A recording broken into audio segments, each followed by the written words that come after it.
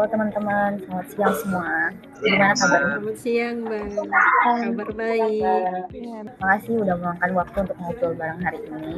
Jadi, kita hari ini tuh ada tugas tentang nilai kolaboratif. Nah, sebenarnya topik ini kan sangat dekat dengan kehidupan kita sehari-hari ya. Siapa sih di antara kita yang nggak pernah kerja sama sama orang lain? Pasti semua pernah kan? Tapi kali ini aku mau dengar pengalaman teman-teman tentang bentuk kolaborasi yang pernah dijalani. Bisa di kantor atau kegiatan sosial lainnya. Kali ini kita dengerin pengalaman dari Mbak Lutfi dulu ya. Silakan Mbak Lutfi.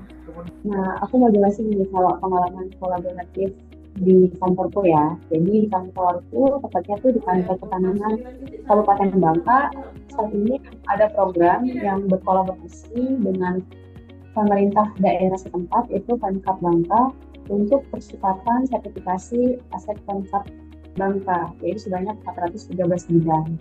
Nah, hal ini tuh dilatar belakangi oleh rapat dari Pemkab sama KPK. Jadi KPK itu meminta Pemkab untuk menyusun rencana percepatan penyelesaian sertifikasi aset-aset mereka yang belum disertifikatkan. Gitu guys. Jadi kegiatannya tuh kayak Pemkab kolaborasi sama Kantah BPN gitu ya, ya Mbak. Apa Pemkabnya yang ngajuin ke BPN-nya atau gimana tahapan kegiatannya tuh?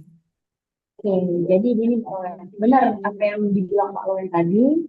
Jadi pihak yang mengajukan kolaborasi yaitu pihak dari Pemkab Bangka.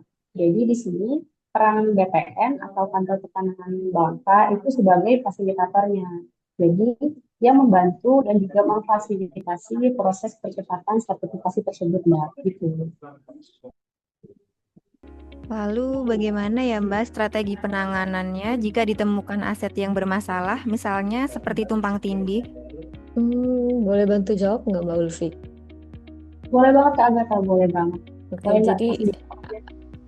aku pernah dapat juga tuh yang kayak Pemkab ngajuin sertifikat BMN di kantor. Nah, biasanya setelah dilakukan peninjauan lapang, itu bakal keluar hasil existingnya. Jadi kalau ternyata nggak clean and clear, kayak ada tumpang tindih atau ada masalah administrasi di lapangan, itu biasanya berkas permohonan BMN-nya bakal dipending dulu untuk diselesaikan.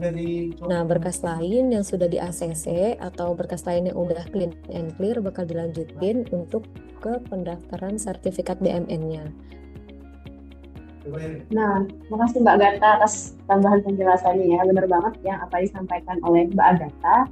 Jadi prinsipnya itu BPN akan membantu memfasilitasi penerbitan sertifikat kalau misalnya semua persyaratan administrasi sudah lengkap dan juga kondisi fisik tanahnya sudah dinyatakan clean and clean. Tapi nih Mbak, misalnya aku mau nanya nih, ada nggak sih tenggat waktu untuk selesainya? Dan juga kalau misalnya udah lewat dari waktu itu gimana? Dari waktu yang ditentuin.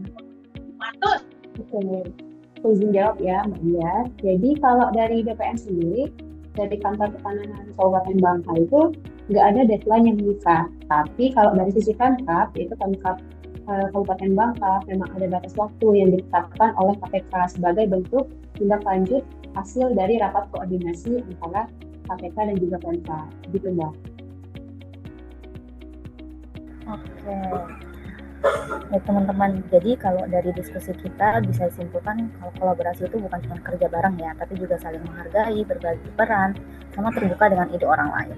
Kalau kita bisa menjaga komunikasi, rasa saling percaya, dan tujuan yang sama, maka kolaborasi pasti akan menghasilkan sesuatu yang lebih baik daripada yang dikerjakan sendiri. Makasih buat semua sharingnya, semoga obrolan santai ini bisa bikin kita makin semangat menerapkan nilai kolaboratif, baik di lingkup kecil maupun besar.